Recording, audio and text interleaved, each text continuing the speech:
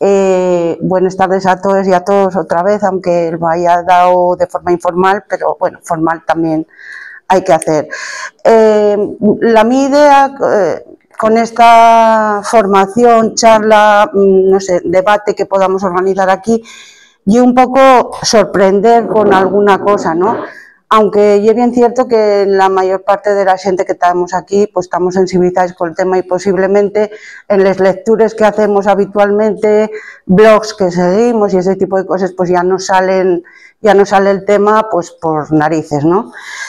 Por otro lado, Esmeralda, bueno, como tú lleves ahora el tema de función pública, si no me equivoco, ¿no? Y esas cosas, sí. Servicios públicos, bueno, pues esto va también bastante conectado con el tema de la sanidad. Entonces, bueno, y importante, ¿vale?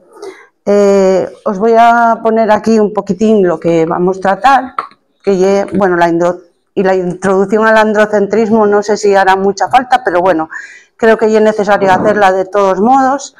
Las diferencias entre hombres y mujeres en la investigación, en la clínica, las consecuencias que tiene eso para las mujeres, ¿no? O sea, las conclusiones. Entonces, bueno, vamos a ir al meollo de la cuestión. El androcentrismo. De andros, la etimología es del andros o andros, depende de quién lo diga o dónde esté escrito, del griego, hombre, y de centrum, pero más bien, ¿cómo era? Centrum es del latín, pero viene del griego kelikos, me parece que es o algo así, pero lo tengo por aquí, kentron, que es como el apéndice del compás, el centro un poquitín de todo, ¿no? Bueno, después la RAE lo puede decir como quiera, pero en realidad lo que es tomar al hombre como centro de todo, como modelo de todo y como medida de todo. En casi todos los ámbitos. El androcentrismo no se da en nuestra sociedad, no solamente se da en la sanidad, sino que se da en casi todos los lugares, porque la mirada del hombre es la única válida históricamente y la mirada de la mujer pues no tenía ninguna importancia, siempre era tratada de manera secundaria, ¿no? El lenguaje es un ejemplo de androcentrismo mismamente, pues sabemos que siempre va todo en dirigir, el masculino genérico siempre, o sea, las mujeres siempre nos tenemos que ver aludidas cuando se introduce en un plural, pero sin embargo si dices las que estamos aquí, ellos no se tienen que dar por incluidos, ¿no? O sea, es un tema androcentrista totalmente. Las relaciones sociales, la enseñanza, hasta hace bien poco, y gracias a la vara, la presión que mete el movimiento feminista, pues empieza a estudiar a mujeres en los distintos espacios de arte, de ciencia y demás que históricamente estaban tapadas, o sea, de literatura, o sea, es que en mi época solamente estudiábamos a hombres famosos. ¿Por qué? Pues porque las mujeres famosas no las había porque no podían ser famosas, tenían que incluso hacerse pasar por hombres para hacerse famosas. Ahora, irónicamente, hay hombres que se hacen pasar por mujeres e incluso ganan premios y todo.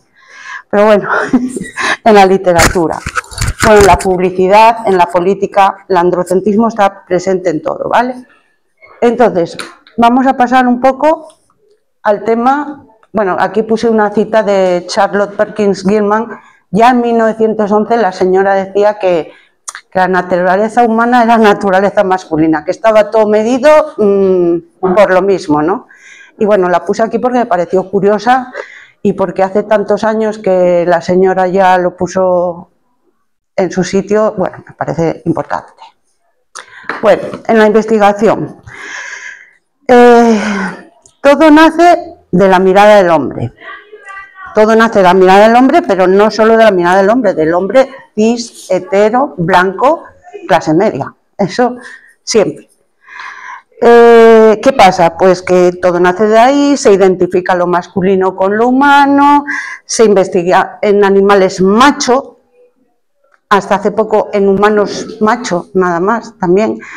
Hay una excepción que es la de Nacho Loy, que como los caracoles son hermafroditas, pues no utiliza, pero experimenta con caracoles. Entonces, bueno, pues Nacho Loy entiendo que no es androcentrista en ese sentido. Ahora está con babosas. Ah, está con babosas. No sé, pero me da la impresión de que deben ser hermafroditas también, no sé.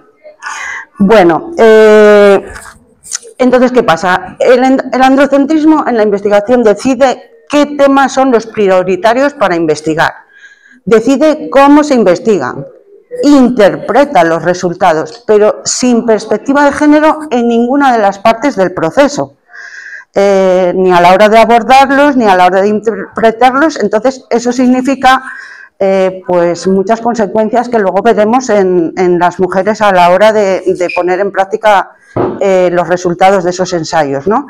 Las razones que dan, bueno, pues las tenéis ahí puestas, que son más fáciles de investigar los machos porque no tienen variaciones derivadas de las hormonas, del ciclo menstrual, de embarazos, de todo de menopausias, de todo este tipo de cosas. Las mujeres, pues sí, tenemos las hormonas ahí fluctuando toda la vida, más o menos. Entonces, bueno, pues somos más difíciles de estudiar. Entonces, ¿qué pasa? Pues en la investigación lo que se hace es tomar como modelo investigaciones en hombres, para hombres y para mujeres, con las consecuencias, insisto, que esto tiene, ¿no? Desde que se metieron mujeres en los estudios, que fue hace poco, se incluyen como una mujer por cada 4 hombres. No penséis que va a ser 50-50 porque eso no es posible, no sé por qué, pero no es posible. Pero aunque se incluyan, no se desagregan los resultados por sexo, con lo cual tampoco tiene sentido. Sobre todo cuando en ocasiones lo que se investiga son enfermedades que son propias de las mujeres, o que tienen más prevalencia en mujeres, o que tienen más mortalidad en mujeres. Es alucinante. Os voy a poner un ejemplo. Los antibióticos, por ejemplo. Los antibióticos son más efectivos o menos en función de la parte del ciclo menstrual en la que esté la mujer. Si la mujer va a tomar un antibiótico, hay que tener en cuenta el efecto que le va a hacer en función de eso. Si se investiga solamente en hombres, si metes a alguna mujer, pero resulta que después no desagregas por sexo, no sabes, primero, si el antibiótico va a ser efectivo en esa mujer por el momento en el que está, y segundo, luego están los efectos secundarios, que no son igual en hombres que en mujeres tampoco. En el COVID, por ejemplo, pues se investigó pues para las vacunas del COVID y tal, que sabéis, bueno, que oye, eso está un poco más reciente y tal, pues bueno, pues sí, pues fue bastante igualado el tema entre hombres y mujeres, pero ¿qué pasa? Se comprobó ahora a posteriori, si visteis las noticias y tal, que produjo bastantes desarreglos menstruales y tal. ¿Qué pasa? Pues que eso, pregunto, ¿no se detectó en los ensayos? Bueno, pues seguramente a las personas que probaron la vacuna se les preguntó, ¿tuvisteis fiebre? ¿Tuvisteis dolores? ¿Tuvisteis no sé qué? Pero a nadie se le preguntó directamente, seguro, a nadie se le habrá preguntado, ¿la regla te vino normal? Nadie se habrá fijado en eso, pero eso, o sea, porque es una cosa, o sea, eso es el androcentrismo, ¿no? El coger y decir, los resultados, ¿cómo los vamos a averiguar? ¿Vamos a poner una perspectiva de género para mirarlos o no? Y luego, aparte, las mujeres que hayan estado en ese ensayo clínico, también estamos tan acostumbradas a manejar el tema de la regla como que es una cosa nimia, que no hay que darle importancia y que tal y cual, que seguramente que si ellas tuvieron desarreglos de regla motivados por ese ensayo, ni siquiera se dieron cuenta para coger y decir, oye, mira, que a mí me pasó esto y tal, ¿no? Porque estamos acostumbradas ya a esas cosas, a que esas cosas no tengan importancia, y si la regla va, viene, duele, no duele y tal, bueno, pues es problema nuestro y ya está, ¿no? Entonces el tema es ese. Pero si vamos al sumum del sesgo de género en la investigación, es en los ensayos del fármaco Flibanserin. No sé si os suena de algo. Bueno, es la Viagra femenina que quieren conseguir y tal. Bueno, pues flipáis. 23 hombres y 2 mujeres en el estudio. ¿A vosotros os parece normal eso? Es que no es normal. La talidomida, que era para mujeres embarazadas, para los mareos y todo este tipo de cosas que les daba a las mujeres en los 3 primeros mareos, vómitos y tal, en los 3 primeros meses de embarazo. Se investigó en hombres. Ahí no fue ni la proporción siquiera de la Viagra femenina, fueron 25-2. 25 hombres, 25, o sea, 2 mujeres era la proporción. Estás estudiando un medicamento para mujeres embarazadas y lo estudias en hombres. Por supuesto sin embarazar, porque no los hay embarazados. Entonces, bueno, los resultados de la talidomida sabemos todos cuáles son, ¿no? Sí. Bueno, esas son las diferencias a la hora de hacer la investigación, que luego, claro, pues, ¿qué pasa? Que tienen unas consecuencias que son, pues que en la formación el alumnado aprende de esas cosas. De hecho, luego, no sé si en algún momento suena de que os haya pasado alguna cosa, que vais al médico, ya que sois la mayoría mujeres, y las cosas que os pasan son atípicas. Son atípicas, o sea, el dolor es atípico, el no sé qué es atípico, el no sé cuánto es atípico, porque claro, lo típico es lo que está estudiado en los hombres. Entonces, cuando tú tienes una cosa que no salió en los hombres, pues es atípico. Y cuando es atípico, ¿qué pasa? Pues que normalmente no se sabe de qué es, no se sabe el origen y tal, entonces, bueno, ¿qué se hace? Pues pastillina, bueno, nada, eso ya lo vemos después.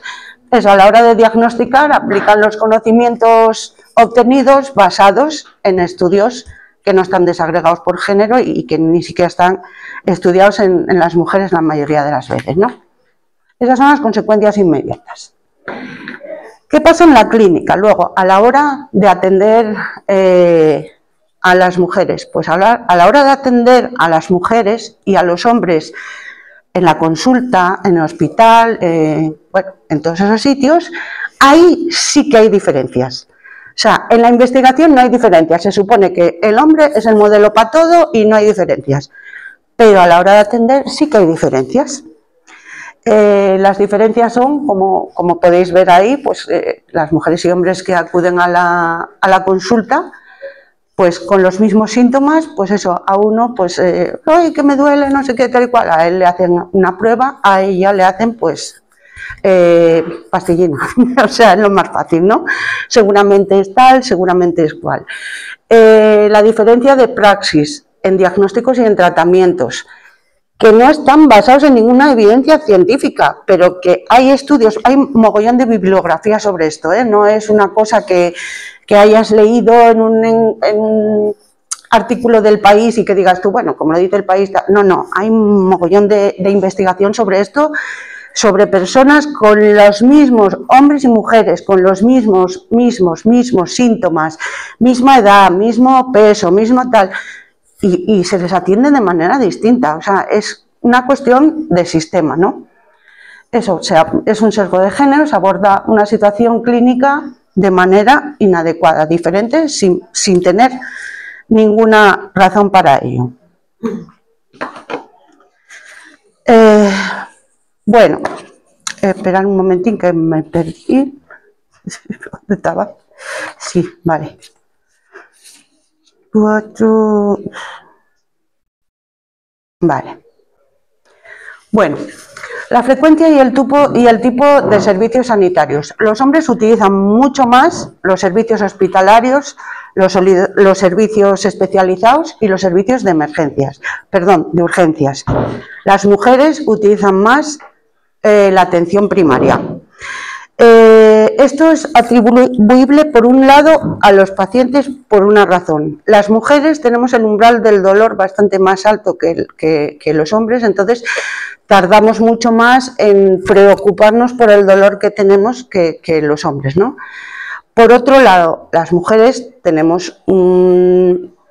cumplimos unos roles que tenemos marcados en la sociedad, que es pensar cuando tenemos algún tipo de problema que realmente nos pinta que requiere irnos a una consulta urgente, pensamos primero en todo lo que nos rodea antes que en nosotras. Entonces, normalmente tenemos a alguien a nuestro cuidado, ya sea mayor o ya sea menor, y tenemos que decir, ¿qué hago con no sé quién que me está dando un infarto? ¿Qué tal?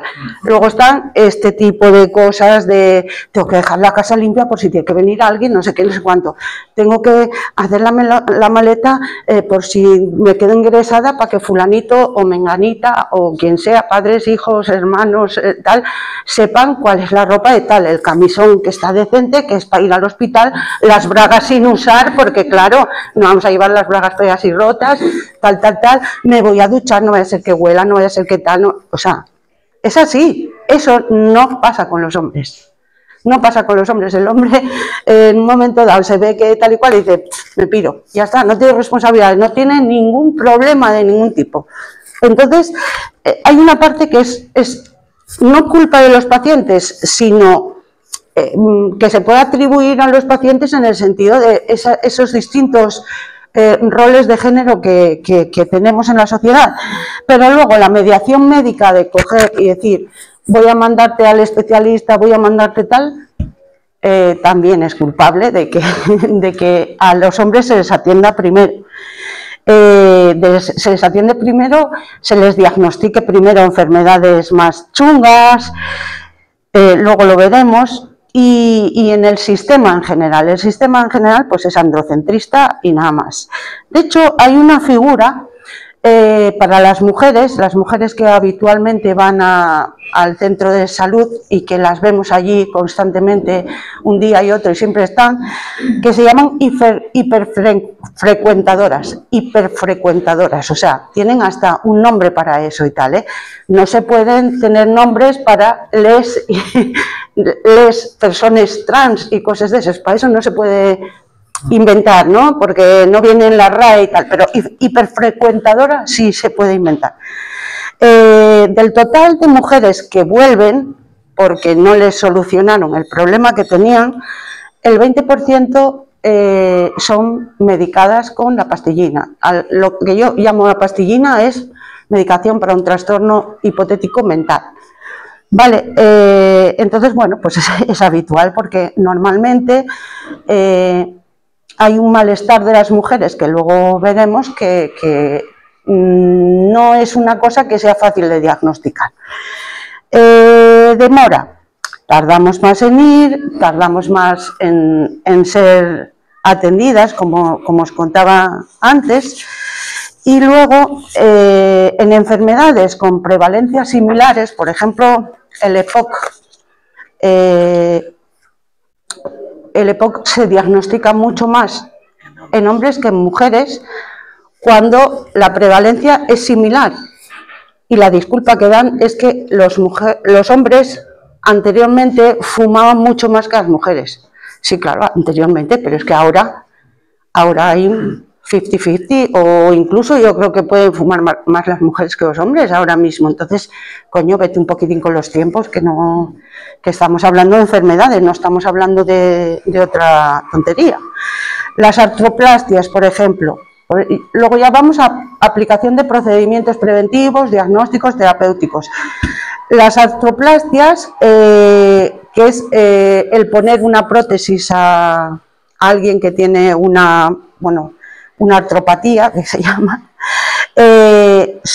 las artropatías son mucho más frecuentes en mujeres, pero sin embargo las prótesis las ponen mucho más a los hombres. ¿Lo entendéis? Porque yo no entiendo. O sea, 0 unidades de sorpresa, por supuesto, ¿no? Pero bueno, a ver, es un poco escandaloso, ¿no? Porque todos esos datos están todos ahí, o sea, no es nada nuevo, ¿no? Y como os digo, no es nada que salga ahí en un artículo, son cosas importantes. Luego, la medicación del legítimo malestar emocional de las mujeres. Hay una serie a ver, ¿cómo lo digo? De malestares que las mujeres tenemos, sobre todo a partir de los 50 años.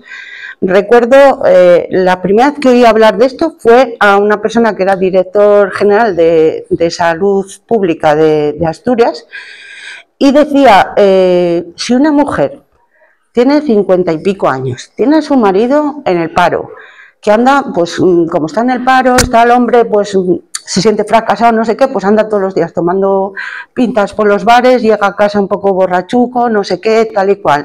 Resulta que tiene 2 hijos, uno de ellos, pues a lo mejor incluso con algún tipo de trastorno que le está suponiendo a la mujer, pues tal. Encima tiene a sus padres que no se pueden valer bien, que no sé qué tal. ¿Cómo va a estar esa mujer? ¿Cómo coño a esa mujer no le va a doler algo? O sea, es imposible. Porque todas esas cargas y todos esos pesares de todo el mundo, desgraciadamente, y tal y como está montado el asunto, van sobre nosotras. O sea, nosotras sufrimos por los padres que están chungos. Sufrimos por nuestro marido que está perdido en tal. Sufrimos por nuestros hijos que no encuentran su camino o que tienen algún problema que les va a suponer problemas en futuro. Sufrimos por todo. Entonces, ¿qué pasa?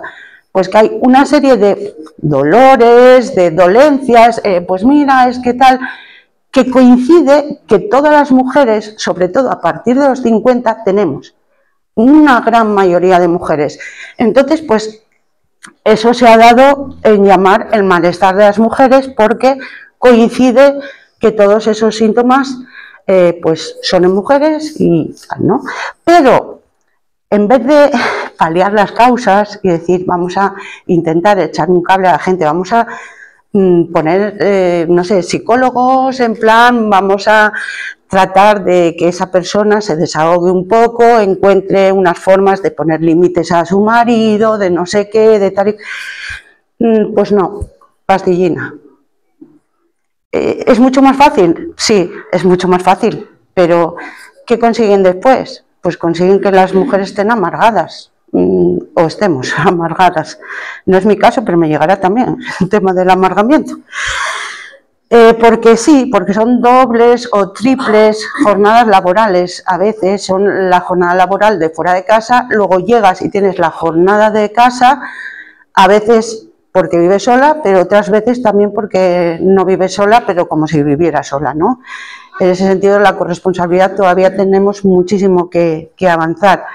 Y luego está la tercera carga laboral, que es si se nos ocurre militar en algún partido o en alguna asociación o en alguna cosa de esas, que es otra triple jornada, que algunas mujeres estamos, o sea, 24/7 con cosas en la cabeza y con cosas de 3 ámbitos distintos. Entonces, ¿cómo no vamos a tener malestares, no? ¿Qué pasa? Pues que se sobreprescribe, se sobremedica a las mujeres que tienen esos síntomas simplemente pues para quitárselas delante, pero claro, pues como la pastillina no vale para todo, pues a los no sé cuántos meses pues vuelven a estar otra vez allí. ¿Cómo no vamos a hiperfrecuentar? Y todas esas cosas, ¿no? Esto es originado por los profesionales, ¿no? Que yo entiendo que a lo mejor en algún momento dado, pues por deficiencias en esa formación que hablábamos antes, porque no hay investigación suficiente, pues se ven incapaces tampoco de dar con la solución para esas mujeres, ¿no? Y bueno, pero bueno, son estrategias terapéuticas sistemáticas, son erróneas y no van a la causa, que es lo importante, ¿no? Son a ciegas.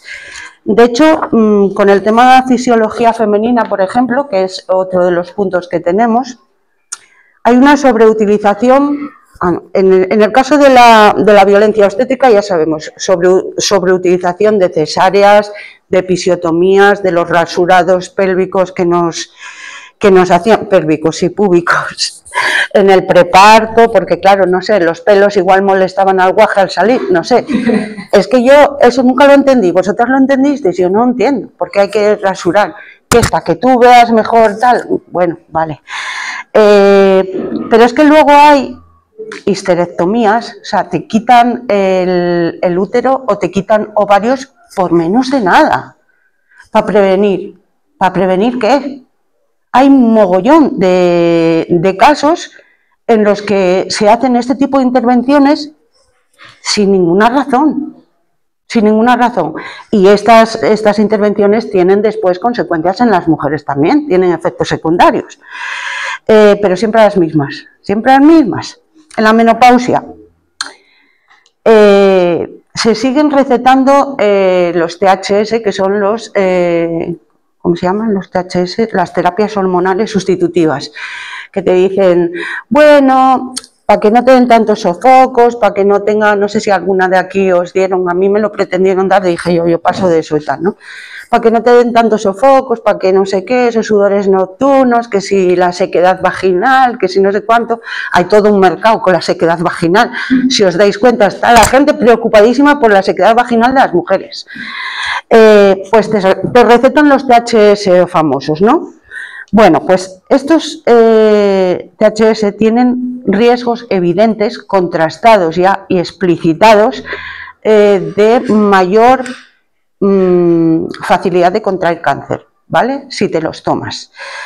Pero incluso después de que hayan salido el estudio de que, oye, mira, que esto puede dar cáncer, que tal, y que cual, y que no sé qué, paradojas de la ciencia y de su aplicación, sale la Asociación Española para el Estudio de la Menopausia y dice que el THS que mantiene la indicación por su efecto protector de la osteoporosis. Yo no sé vosotros, yo pongo osteoporosis aquí y cáncer aquí, ¿y qué queréis que os diga? Vamos, me parece, no sé, brutal, pero es que después de haber salido el otro, esta gente sale con qué tal, porque lo que menos les importa es el bienestar de las mujeres, claro. La invisibilización de enfermedades, como hablábamos antes, bueno, hablábamos antes de la endometriosis, pero hay cosas como las enfermedades inflamatorias digestivas, como la enfermedad de Crohn, que, o sea, pasando olímpicamente, porque las diarreas y el estreñimiento es una cosa que a las mujeres le puede dar por ansiedad o por estrés. Si estás estresada, si tienes mucho tal, pues te puede dar eso, entonces no tiene por qué ser una enfermedad. Puede ser una cosa, o sea, siempre, con nosotras siempre prevalece la cosa de que es, no que es cuento, sino que hay unas causas añadidas, que no hay unas causas naturales o que no hay unas causas concretas de la enfermedad. Eso pasa con las enfermedades inflamatorias como el Crohn, eso pasa con la fibromialgia, por ejemplo, que no se conoce la causa de la fibromialgia. Carme Valls, no sé si alguna de vosotras la sigue, yo os recomiendo que la sigáis, es una señora, fue diputada del PSOE, me parece, bueno, el Partido Socialista Catalán y tal, hace muchos años y tal, pero es una señora, es médica con especialidad en estas cosas, en perspectiva de género, y de la fibromialgia dice, bueno, es que claro, se junta todos los dolores que le dan a la gente de manera inexplicable. Es una enfermedad que en su mayoría da a mujeres, ¿vale? Y coge y se le pone un nombre y se le empieza a dar medicamentos pues para paliar el dolor y también psicofármacos, ¿no? Pastillina. Pero no se busca la causa. Busca la causa. No se busca la causa. ¿La causa de la endometriosis la sabéis? ¿Hay un tratamiento efectivo para la endometriosis? No. Bueno, lo que sí hay es una explicación para todo esto.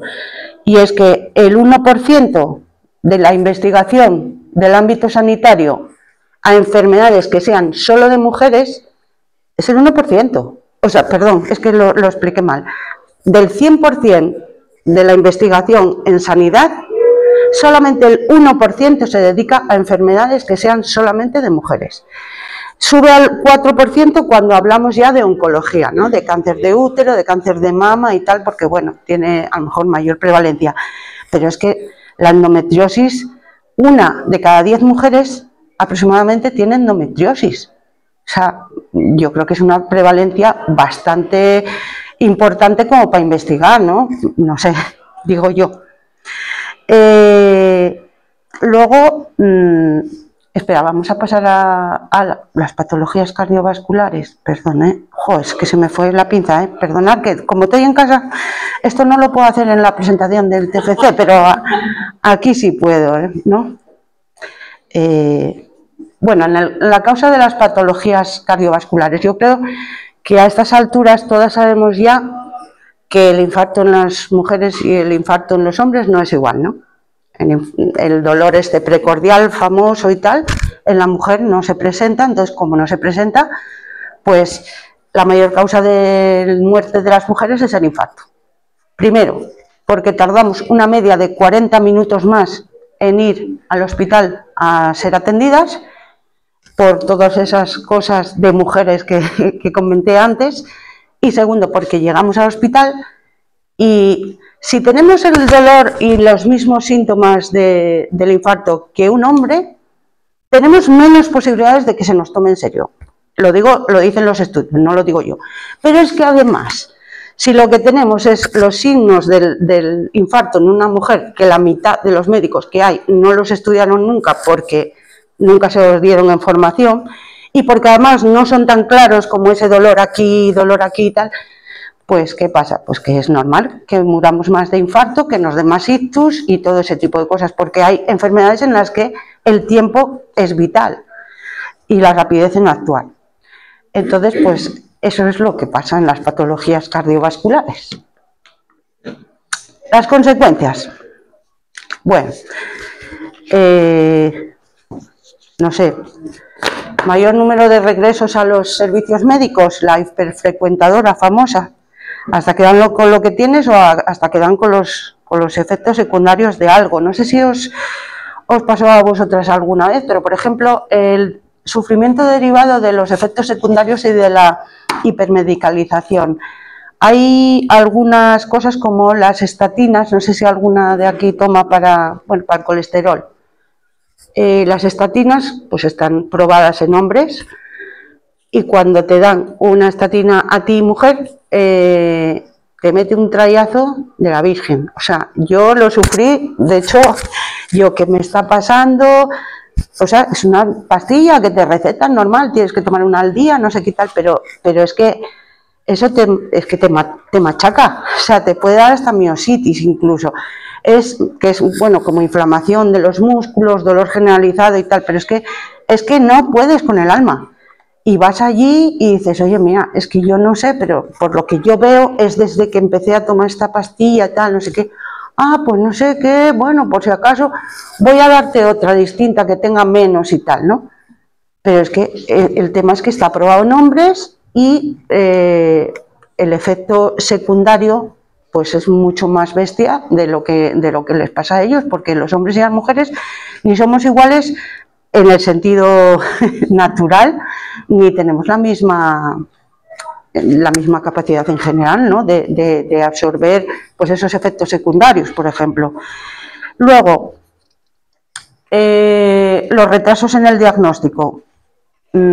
Pues cómo no van a tardar en retrasar, o sea, quiero decir, me parece normal, aparte de lo que tardamos nosotros en ir, de lo que tardan ellos en mandarte a cosas porque no te toman en serio, los retrasos en el diagnóstico, como comentaba antes, pues si estamos hablando de un infarto, estamos hablando de una cosa así un poco más grave, pues pueden conllevarte la muerte completamente. El menor estudio de las enfermedades femeninas, pues lo que decía, el 1% de la investigación, pues ya me diréis vosotras lo que es eso. Pues mayor posibilidad de fallecimiento, pues es al final lo que pasa. Y nada, ahora si me queréis preguntar lo que sea y os puedo contestar algo, no sé si fui muy pesada o qué. No.